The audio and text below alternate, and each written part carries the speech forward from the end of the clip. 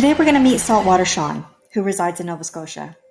He has created quite a following with his diving hobby, cleaning up litter on the ocean floor, collecting bottles upon bottles, more recently finding one from as early as the 1900s.